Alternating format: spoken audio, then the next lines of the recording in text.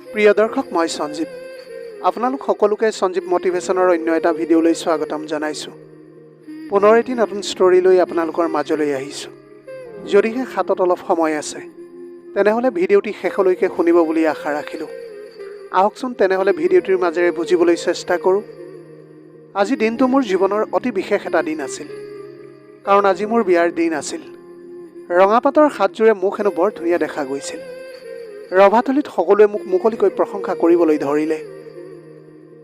মই এতিয়া বিয়াৰ সাজযোৰ পিন্ধি জীৱনসংগীলৈ অধীৰ আগ্ৰহেৰে বাট চাই আছোঁ। হৃদয়ত মোৰ অযুত সপোন। হয়তো মোৰ দৰে প্ৰতিগৰাকী ছোৱালীয়ে এটা ৰোমেণ্টিক সুন্দৰ বৈবাহিক জীৱনৰ সপোন দেখিছিল।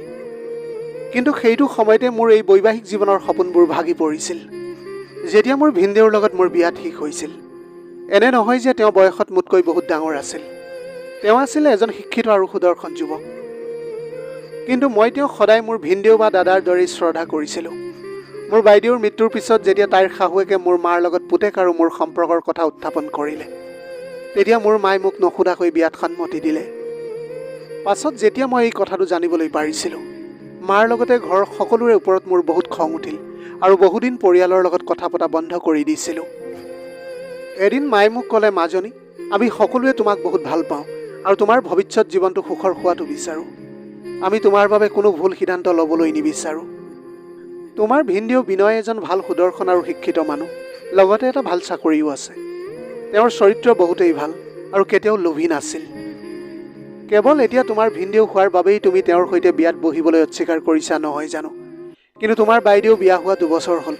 কেতিয়াবা তেওঁ বাক দুখ দিয়া দেখিছিলা জানো? তোমাৰ ভিনদেউক লৈ বাই বহুত সুখত আছিল। কেতিয়াবা সময়ৰ লগে লগে সম্পৰ্কবোৰ সলনি হয় মাজনী। তথাপিও যদি তুমি মান্তি নোহোৱা বা নাকচ কৰিবলৈ বিচাৰা তেনেহ'লে মোক জনাবা। মই কালিলৈ বিনয়ৰ মাকক সকলো কথা স্পষ্টকৈ জনাই দিম। আজি ৰাতিটো তুমি কথাটো ভাবা আৰু কালিলৈ তোমাৰ সিদ্ধান্তটো মোক জনাবা। এই বুলি কৈ মা গুচি গ'ল আৰু মই এতিয়া চিন্তাত ডুব গৈছিলোঁ। মই বুজিব পৰা নাই যে এইটো সময়ত মই কি সিদ্ধান্ত লওঁ। এইবিলাক কথা ভাবি ভাবি মই মোৰ এতিয়া নিজৰ কোঠালৈ সোমাই আহিছিলোঁ। আহিয়েই দেখিলোঁ যে মোৰ ফোনটো বাজি আছে। ফোনটো চাই দেখিলোঁ মোৰ অন্তৰংগ বান্ধৱী হিয়াৰ ফোন। ভাবিলোঁ হিয়াকে মনৰ কথাবিলাক কওঁ। তাই বিয়া হৈ যোৱা মাত্ৰ 6 মাহ হৈছে। নিশ্চয় তাই সাংসাৰিক জীৱনৰ কিছু অভিজ্ঞতা হৈছে আৰু মোক তাই ভাল এটা পৰামৰ্শ দিবলৈ পাৰিব। কিন্তু ফোনটো ৰিচিভ কৰি যি শুনিলোঁ, মোৰ চেতনাই হেৰাই গৈছিল। যেতিয়াই হিয়াই নিজৰ কথা ক'লে যে তাইৰ স্বামীয়ে তাইক ঘৰৰ পৰা বাহিৰ কৰি দিছে, মোৰ শুনি কথাবিলাক চকুলো ওলাই আহিছিল। তাইক এতিয়া স্বামী গৃহৰ পৰা বাহিৰ কৰি দিয়াৰ লগতে বহুমূলীয়া গহনাখিনিও আত্মসাৎ কৰিলে। এতিয়া তাইৰ মাক দেউতাক তাইক লৈ বহুত চিন্তিত হৈ পৰিছিল আৰু আইনীভাৱে সমস্যাটো সমাধান কৰিবলৈ বহু চেষ্টা কৰিছিল। মনতে ভাবিলোঁ, হিয়াইতো জানি বুজিয়েই তাইৰ পচন্দ মতেই বিয়া হৈছিল। কিন্তু 6 মাহতেইনো এনেকুৱা কি হ'ল? হিয়াৰ এই সকলোবোৰ কথা শুনাৰ পিছত মই মোৰ সমস্যাবোৰৰ কথা ক'বলৈকে পাহৰিলোঁ। ইয়াৰ বিপৰীতে মইহে তাইক সান্তনা দিবলগীয়া হ'ল। তাইলৈ বহুত দুখ লাগিছিল।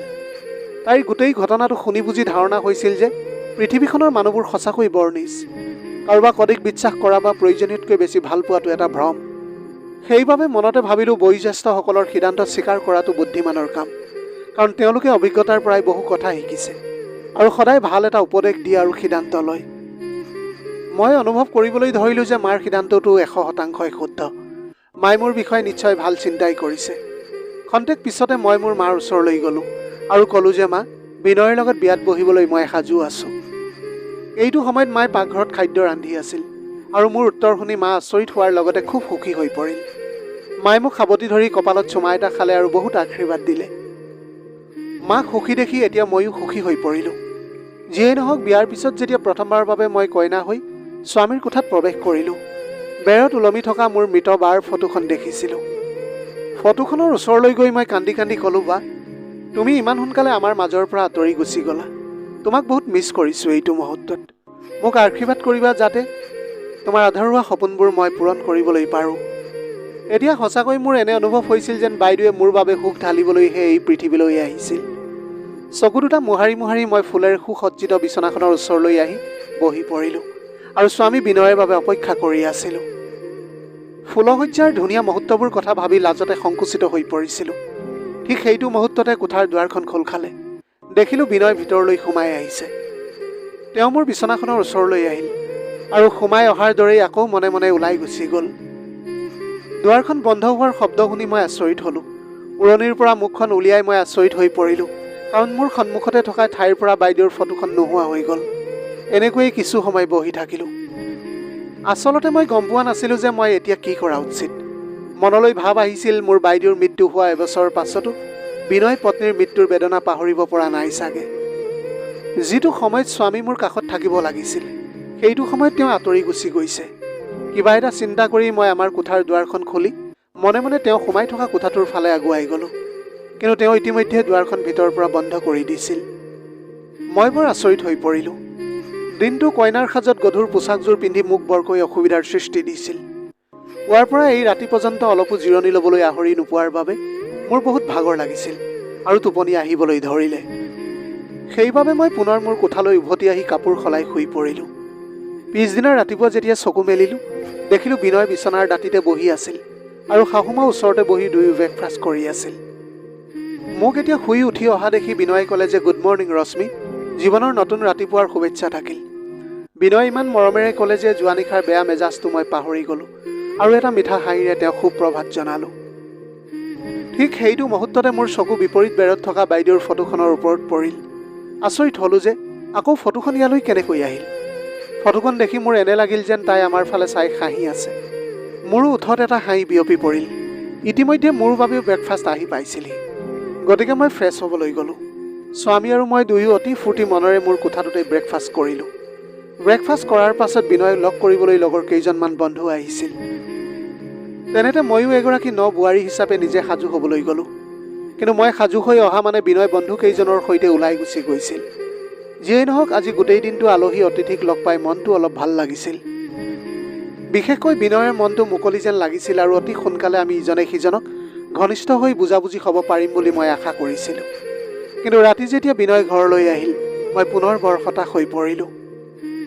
কাৰণ যোৱা নিশাৰ দৰেই বিনয় আমাৰ কোঠাটোত সোমাই বাইদেউৰ ফটোখন তুলি অন্য কোঠাটোলৈ লৈ গুচি গ'ল। মই সন্ধিয়াৰ পৰাই অধীৰ আগ্ৰহেৰে তেওঁৰ বাবে বাট চাই আছিলোঁ যে আজি নিশ্চয় তেওঁ মোৰ কাষলৈ আহিব। কিন্তু তেওঁৰ মোৰ প্ৰতি কোনো ভক্ষেপেই নাছিল। মোলৈ অলপো বেয়া লগা নাছিল তেওঁৰ। কথাবিলাক ভাবি ভাবি মোৰ মৃত বাইদেউৰ প্ৰতি মনতে বহুত ঈৰ্ষা জন্মিছিল। তাই বাৰু ইমান মৰমীয়াল স্বামী পাইছিলনে? তেওঁ আজিও তাইৰ বাবে ইমান পাগল হৈ আছে। মই এতিয়া মোৰ কোঠাটোৰ পৰা ওলাই আহি বিনয়ৰ কোঠাটোৰ ওচৰলৈ আহিলোঁ। কিন্তু ইতিমধ্যে তেওঁ নিজৰ দুৱাৰখন বন্ধ কৰি থৈছিল।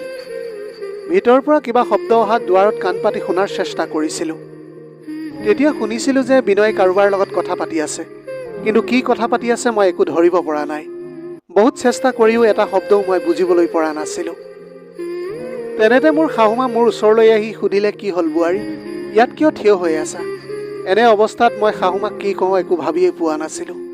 কেনেকৈ কওঁ যে তেওঁৰ বোৱাৰীজনীয়ে স্বামীৰ সং পাবৰ বাবে যোৱা 2 দিন ধৰি তেওঁৰ পাছে পাছে দৌৰি ফুৰিছে।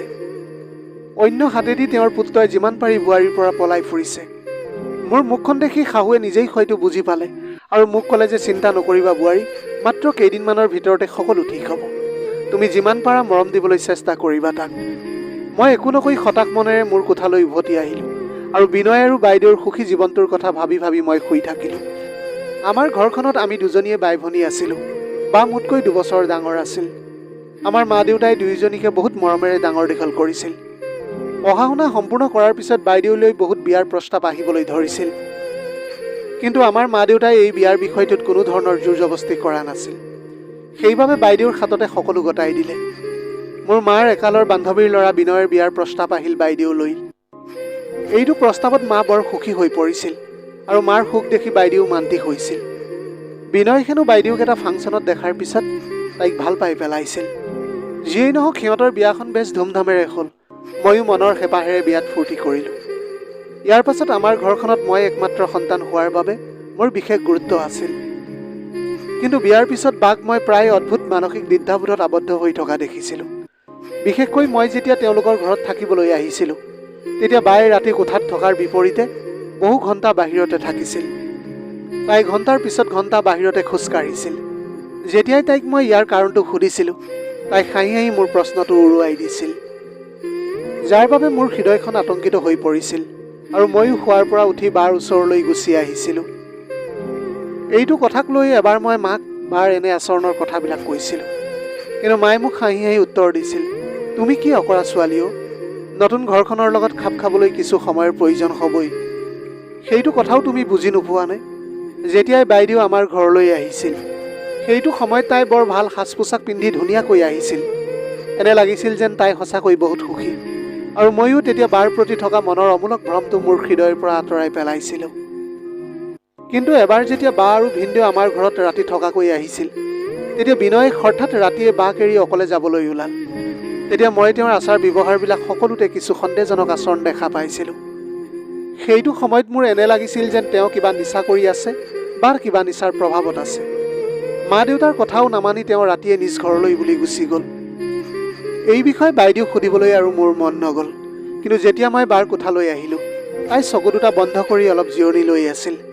সেইবাবে তাইক তেতিয়া আমনি নকৰি পাছদিনা ৰাতিপুৱা এই বিষয়ে সুধিলোঁ যে ভিনদেউ থাকিবলৈ আহিও কিয় ৰাতিয়েই ঘৰলৈ উভতি গ'ল। কিন্তু সেইটো সময়ত বাইদেৱে সহজভাৱে উত্তৰ দিলে যে তেনেকুৱা বিশেষ একো নাই, আমাৰ মাজত মাত্ৰ অলপ কাজিয়া হৈছিল, গতিকে তেওঁ ইয়াত থাকিবলৈ ভাল নাপাই ঘৰলৈ গুচি গ'ল। সঁচাকৈ দুদিন পিছতে বিনয় ভিনদেউ আমাৰ ঘৰলৈ আহি বাইদেউক তেওঁৰ ভুল হৈছিল বুলি ক্ষমা খোজাৰ লগতে ঘৰলৈ আহি লৈ গৈছিল। এনেদৰে বাৰ জীৱনটো বৰ ভালদৰে চলি আছিল। যদিও হঠাতে কেইমাহমানৰ পিছতে তাই আমাৰ সকলোকে কন্দুৱাই এই সংসাৰ ত্যাগ কৰি গুচি গ'ল। বাৰ মৃত্যুৰ খবৰটোৱে আমাক সকলোকে বিজুলীৰ দৰে আঘাত কৰিলে। তাইৰ শাহুৱেকে কৈছিল যে হঠাতে তাইৰ বুকুৰ বিষ অনুভৱ হ'ল, যিটো হয়তো হৃদযন্ত্ৰৰ ষ্ট্ৰক হৈছিল, যাৰ বাবে ডাক্তৰে তাইক আৰু বচাবলৈ নোৱাৰিলে। আকস্মিকভাৱে হোৱা এই ঘটনাটো আমাৰ বাবে অতি হৃদয় বিদাৰক আছিল। আমি বহুত দিনলৈকে সহজ হ'বলৈ পৰা নাছিলোঁ। লাহে লাহে সময়বিলাক পাৰ হোৱাৰ পিছত জীৱনৰ গতি মানি লৈ নিজ নিজ কৰ্মত ব্যস্ত হৈ পৰিছিলোঁ। এনেদৰে ঘাত প্ৰতিঘাত এবছৰৰ পাছত মই ভিনদেউলৈ পুনৰ বিয়া হৈছিলোঁ। মোৰ মা দেউতাৰ কথা মতেই মই বিয়াত বহিলোঁ। হয়তো আমি একেলগে সুখী হ'ব পাৰিলোহেঁতেন, কিন্তু তেওঁ মোৰ মনোভাৱ কোনোদিনেই বুজিবলৈ চেষ্টা কৰা নাছিল। দিনটো অফিচত বাহিৰত আৰু ৰাতি অন্য এটা কোঠাত তেওঁ নিজামতেই জীৱনটো কটায়। সদায় বাইদেউৰ ফটোখন তেওঁৰ কোঠালৈ নি তাইৰ লগত কথা পাতিছিল। মই তেওঁৰ দুখৰ ভাগ ল'বলৈ বিচাৰিছিলোঁ যদিও কোনোদিনেই তেওঁ মোক এই সুযোগকণ দিয়া নাছিল। কথাবোৰ চিন্তা কৰি থাকোঁতে মোৰ টোপনি আহিল। টোপনিতে বৰ আচহুৱা যেন লগা এটা সপোন দেখিছিলোঁ। আন্ধাৰ কোঠা এটাত বাইদেৱে খুমনীয়া কাঢ়ি নীৰৱে উচুপি থকা কান্দোন প্ৰতিধ্বনিত হৈ আছিল। মই আন্ধাৰ কোঠাটোত দুইখন হাতেৰে বাইদেউক ধৰিবলৈ গৈছোঁ। তাইক স্পৰ্শ কৰিবলৈ চেষ্টা কৰি ইফালে সিফালে ঘূৰি ফুৰিছোঁ, কিন্তু মই চুবলৈ পৰা নাই। বাইদেউক সপোনত কৈ আছোঁ, বা কিয় তুমি মোৰ ওচৰলৈ অহা নাই? তোমাক বিচাৰি মই ভাগৰুৱা হৈ পৰিছোঁ। বাই তেতিয়া কান্দি কান্দি মোক ক'লে, তুমি মোক চুব পাৰিবা যদিহে তুমি মোক ন্যায় দিবলৈ পাৰা। মোৰ মৰমৰ ভনী, তুমি মোক ন্যায় দিব পাৰিবানে? তাই তেতিয়া আৰু কিবা এটা কৈছিল মোক, কিন্তু সেয়া বুজি পোৱাৰ আগতে মই সাৰ পাই গ'লোঁ। কোঠাটো সেইটো সময়তো অন্ধকাৰ হৈ আছিল। ভয় আৰু চিন্তাত মোৰ গোটেই শৰীৰটো ঘামি গৈছিল আৰু উশাহটো ঘন হ'বলৈ ধৰিছিল। কেৱল বাইদেউৰ কথাবোৰ মোৰ মনত এতিয়া প্ৰতিধ্বনিত হৈ আছিল। সঁচাকৈ মোৰ বাইদেউজনী বৰ ধাৰ্মিক আছিল। সৰুৰে পৰাই পুৱা গধূলি তাই সদায় ভগৱানক প্ৰাৰ্থনা কৰিছিল। পিছদিনা ৰাতিপুৱা বিনয় চাকৰিলৈ ওলাই যোৱাৰ পিছত মই তেওঁৰ কোঠালৈ সোমাই আহিলোঁ। তেওঁৰ কোঠাটোতনো কি আছে চাবলৈ মোৰ বহুত মন গ'ল। কোঠাটোত এটা সোফা ছেট আৰু এটা আলমাৰীৰ বাহিৰে অন্য কোনো আচবাব নাছিল। আলমাৰীটো খুলি চাওঁতে বাইদেউৰ পুৰণি বেগটো দেখিলোঁ। বেগটো খুলি দেখিলোঁ তাত কিছুমান খালী ঔষধৰ পেকেট আছে। হয়তো এইবোৰ চাগে বাইদেউৰ ঔষধ আছিল, কাৰণ মই আগতে প্ৰায় তাইৰ বেগত এইবোৰ দেখিছিলোঁ। প্ৰথমতে মই গুৰুত্ব নিদিলেও এই ঔষধৰ নামটো পঢ়ি মই স্তম্ভিত হৈ পৰিলোঁ। কিন্তু পিছত ভাবিলোঁ যে হয়তো মইহে কিবা এটা ভুল বুজিলোঁ। বেগটো আগৰ ঠাইতে থৈ আলমাৰীটো বন্ধ কৰিবলৈ লওঁতে এটা সৰু শ্বপিং বেগ দেখা পালোঁ। কিন্তু এয়া কি? গোটেই বেগটো দেখোন ড্ৰাগছেৰে ভৰি আছে। মই বৰ আচৰিত হৈ পৰিলোঁ। বেগটো লৈ মই গোপনে নিজৰ কোঠালৈ গুচি আহিলোঁ। সন্ধিয়া হোৱাৰ লগে লগে বিনয় অস্থিৰ হৈ পৰিল। কোঠাত সোমাই ইফালে সিফালে ঘূৰি ফুৰিবলৈ ধৰিলে, যেন তেওঁ কিবা এটা মূল্যৱান বস্তু হেৰুৱাই পেলাইছে। তেওঁ এতিয়া বৰকৈ অস্বস্তি অনুভৱ কৰিছিল, কিন্তু মই তেওঁৰ আচৰণ দেখিও আওকাণ কৰিলোঁ, কাৰণ যদিও তেওঁ ড্ৰাগছ সেৱন কৰিছিল, এগৰাকী পত্নী হিচাপে তেওঁক মই ইয়াৰ পৰা মুক্ত কৰাব লাগিব। বাইদেউৰ বেগটোতো মই ঔষধৰ লগতে ড্ৰাগছ দেখা পাইছিলোঁ। হয়তো বিনয়ক ভাল কৰিবলৈ বাইদেৱে বেগত এনেকৈ ড্ৰাগছৰ পেকেট লুকুৱাই ৰাখিছিল আৰু প্ৰতিকাৰৰ ঔষধ খুৱাবলৈ চেষ্টা কৰিছিল। কিবা এটা চিন্তা কৰি মই এতিয়া কোঠাটোৰ পৰা ওলাই আহিলোঁ। মই গম পাইছিলোঁ যে বিনয়ৰ প্ৰিয় ব্যঞ্জন হ'ল পনীৰ, ৰাজমাহ আৰু গ্ৰীণ মটৰ তাৰকা। ময়ো এই ব্যঞ্জন খুব ভালকৈ বনাবলৈ জানিছিলোঁ। মই পাকঘৰলৈ গ'লোঁ, কাৰণ মনোবিজ্ঞানীসকলে কৈছিল যে এজন মানুহৰ হৃদয়ৰ বাট তেওঁৰ পেটৰ পৰাই আৰম্ভ হয়। সুস্থ দেহতহে সুস্থ মনৰ চিন্তা হ'বলৈ পাৰে। আগতে বাইদেউ বিনয়ৰ বাবে এই ব্যঞ্জন খুব ধুনীয়াকৈ ৰান্ধিছিল, যাতে তেওঁ পেট ভৰাই খাদ্যখিনি খাবলৈ পাৰে। ৰন্ধা বঢ়া কৰি মই ডাইনিং টেবুলত সকলোৰে বাবে খাদ্য সজালোঁ আৰু আটাই খাবলৈ ধৰিলোঁ। সঁচাকৈয়ে বিনয় বৰ তৃপ্তিৰে খোৱা যেন লাগিছিল মোৰ। খাই থকাৰ মাজতে তেওঁ মোক বৰকৈ প্ৰশংসা কৰিলে আৰু মোৰ ফালে চাই মৰমেৰে ক'লে, বাহ, তুমি ইমান ধুনীয়াকৈ ৰান্ধিবলৈ জানা। কোৱা এতিয়া তোমাক কি উপহাৰ লাগিব। বিনয়ে এনে অপ্ৰত্যাশিত প্ৰশ্নত মই আচৰিত হৈ পৰিলোঁ। শাহুমাৰ সন্মুখত তেওঁৰ এই প্ৰশ্নৰ উত্তৰ কি দিম বুলি মই ভাবিয়েই নাপালোঁ আৰু মই মৌন হৈ থাকিলোঁ। ইয়াৰ পাছতে বিনয় অদ্ভুত ধৰণেৰে তেওঁৰ প্ৰশ্নটো আওৰাই কিবা এটা ক'বলৈ বিচাৰিছিল যদিও শাহুমাই খৰখেদাকৈ মোক কিবা এটা কামৰ বাবে পাকঘৰলৈ পঠাই দিলে। পাকঘৰৰ খিৰিকীৰে দেখিলোঁ যে শাহুমাই পুতেকৰ লগত সৰু সৰুকৈ কিবা এটা কথা পাতি আছে। বিনয়ে আচৰণটো বৰ আচহুৱা যেন লাগিছিল। আপোনাৰ ল'ৰাটো যদি ড্ৰাগছ আসক্ত আছিল, তেন্তে জানি বুজি আপুনি কিয় মোৰ জীৱনটো ধ্বংস কৰিলে, কিয় মোক বিয়া কৰাই আনিলে। শাহুমাই মৰমেৰে মোক কৈছিল, তুমি একেবাৰে চিন্তা নকৰিবা, এনেকুৱা কোনো কথা নাই। তোমাৰ বাইদেউৰ আকস্মিক মৃত্যুত সি বৰ মৰ্মাহত হৈ পৰিছে আৰু নিজৰ দুখ পাহৰিবলৈ সি এনে বস্তুৰ প্ৰতি আকৰ্ষিত হৈছে। মই তাক সকলো বুজাই ক'ম, সি সোনকালে ভাল হৈ পৰিব। শাহুমাৰ কথা শুনি মই একো নক'লোঁ আৰু নিজৰ কোঠাত সোমাই শুই থাকিলোঁ। আকৌ সেইদিনা সপোনত বাইদেউৰ মুখখন দেখা পালোঁ। তাই বাৰে বাৰে কৈ আছিল মোক, ভণ্টি মোক ন্যায় দে। কিন্তু কেনেধৰণৰ ন্যায় দিম তাইক মই। সপোনত মই বাইদেউৱে এনেকৈ কষ্ট পোৱা দেখি বৰ অস্থিৰ হৈ পৰিলোঁ। মোৰ মনলৈ অদ্ভুত চিন্তা কিছুমান আহিবলৈ ধৰিলে। বাইদেউৰ মৃত্যু আকস্মিকেই হওক বা আন কিবা কাৰণতেই হওক, কিন্তু শাহুমাই কৈছিল যে যেতিয়া বাইদেউৰ ষ্ট্ৰক হৈছিল তেতিয়া তাইক হস্পিটেললৈ লৈ যোৱা হৈছিল আৰু খন্তেক পাছতেই বাইদেউৰ মৃত্যু হৈছিল। এইটো ক্ষেত্ৰত আমাৰ কাৰোৰে মনত সন্দেহ নাছিল। কিন্তু এতিয়া সপোনত বাইদেউৱে সদায় এনেকৈ আহি ন্যায় দে বুলি অস্বাভাৱিক কথা কিয় কৈ থাকে। সেইখন হস্পিটেলৰ পৰা ডাক্তৰে দিয়া ৰিপৰ্টটো মই নিজ চকুৰে পঢ়িছিলোঁ। তাত বাইদেউৰ মৃত্যুৰ কাৰণটো স্পষ্টকৈ হাৰ্ট ষ্ট্ৰক হোৱা বুলিয়েই উল্লেখ আছিল। এনেদৰে এতিয়া দিনবিলাক পাৰ হৈ গৈছিল, যদিও বিনয়ে আচৰণ মানসিকতা অলপো সলনি হোৱা নাছিল। এদিন ৰাতি তেওঁ নিজৰ কোঠাটোত সোমাওঁতে মই দেখিলোঁ যে তেওঁৰ হাতত এটা নহয় দুটাকৈ ফটোৰ ফ্ৰেম আছিল।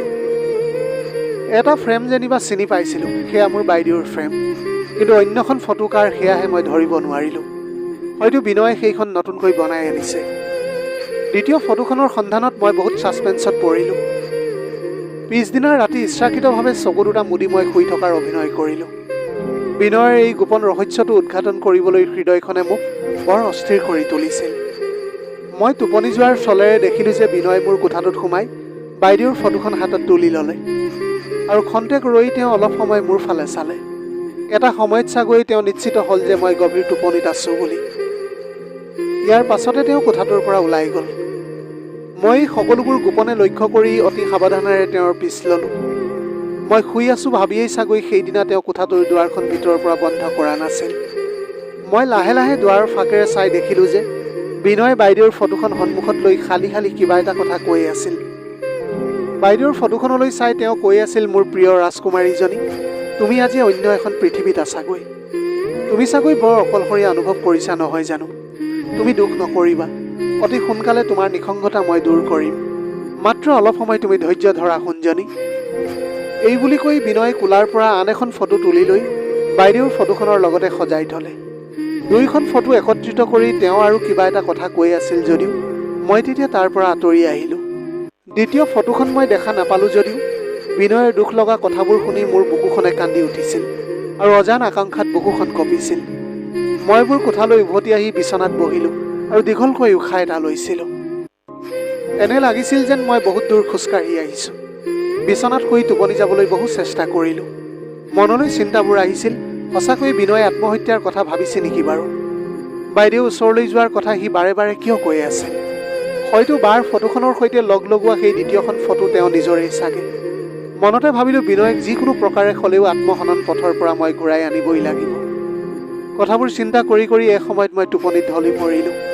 কিন্তু আকৌ দেখোন মই বাইদেউ হুমুনিয়াৰ শব্দ শুনিলোঁ। পুনৰ তাই ন্যায় বিচাৰি মোক আবেদন কৰিছে। মই সপোনতে তাইক ন্যায় প্ৰতিশ্ৰুতি দিলোঁ যে মই তাইক ন্যায় দিয়াম বুলি, কিন্তু মোৰ উত্তৰ শুনি তাই হাঁহিছিল। তেতিয়া বাইদেউক সুধিছিলোঁ, তোমাৰ দেখোন হাৰ্ট এটেকত মৃত্যু হোৱাৰ পাছতো কিয় বাৰে বাৰে তুমি মোৰ সপোনলৈ আহি আছা? কিন্তু তাই মোক একো উত্তৰ দিয়া নাছিল। মাথো কান্দিছিল আৰু এসময়ত পাগলৰ দৰে হাঁহি হাঁহি আঁতৰি গুচি গৈছিল। সাৰ পাই বাৰে বাৰে বাৰ মুখখন মনৰ সন্মুখলৈ আহিছিল। বাক দিয়া প্ৰতিশ্ৰুতি মই কেনেকৈ পালন কৰিম তাকহে মই এতিয়া ভাবি উপায় পোৱা নাছিলোঁ। পাছদিনা মোৰ শুই উঠাত অলপ পলম হ'ল।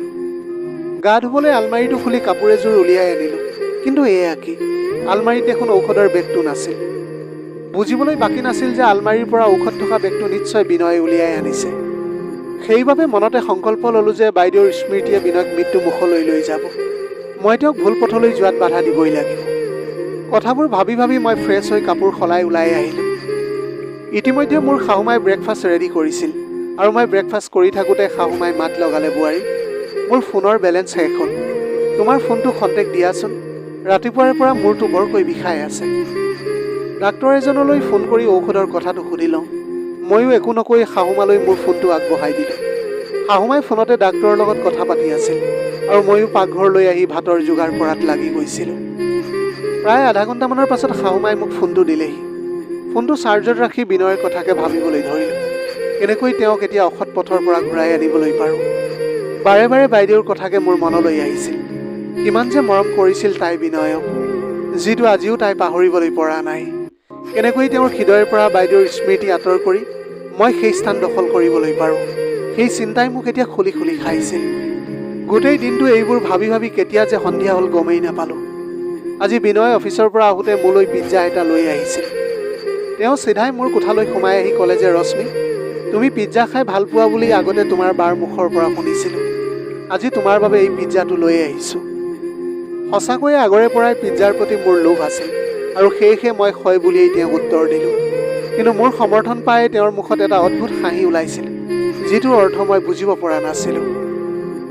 তেওঁ হাঁহি এটা মাৰি মোক ক'লে যে, ঠিক আছে, তুমি এই পিজ্জাটো সোনকালে গৰম হৈ থাকোঁতেই খাই লোৱা।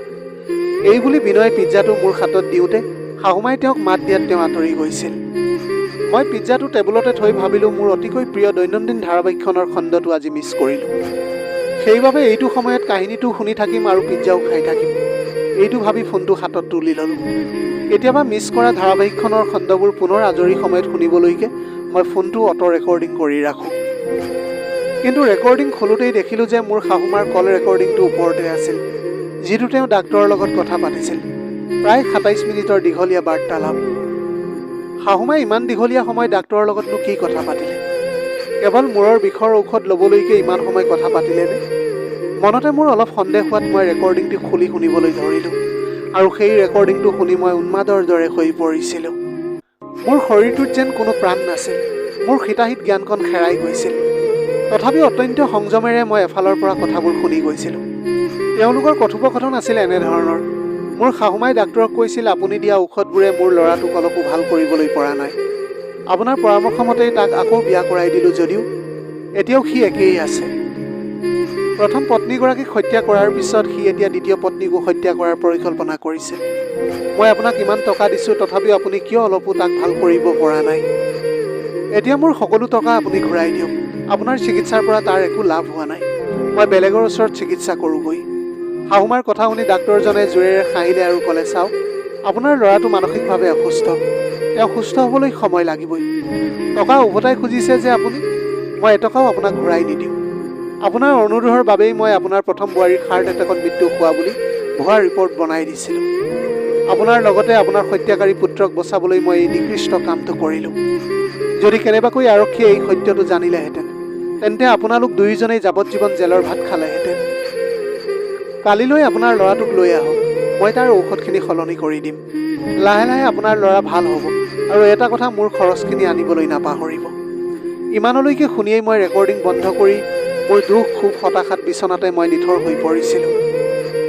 মই এতিয়া ভাবিবলৈ ধৰিলোঁ যে সঁচাকৈয়ে মানে মোৰ মৰমৰ বাইদেউজনীৰ হাৰ্ট এটেকত মৃত্যু হোৱা নাছিল। কোনো কাৰণ নোহোৱাকৈ তাইক হত্যা কৰা হ'ল।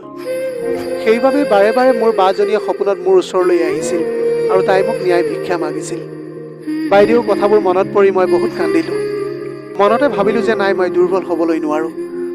প্ৰতিশোধৰ জুইকুৰা এতিয়া মোৰ বুকুত জ্বলি উঠিছিল। কোনোমতে নিজকে সংযম কৰি কোঠাৰ দুৱাৰখন বন্ধ কৰি দিলোঁ। আজি নিশ্চয় পাপিষ্ট বিনয় মোক পিজ্জা খুৱাই মাৰিবলৈ বিচাৰিছিল। পিজ্জাৰ লগত মাৰাত্মক বিহ মিলাই সি মোক বাইদেউৰ দৰে হত্যা কৰিবলৈ খুজিছিল। তাৰ দ্বিতীয় ফটোখনৰ গৰাকী যে ময়ে আছিলোঁ, সেয়া আৰু বুজিবলৈ মোৰ বাকী নাথাকিল।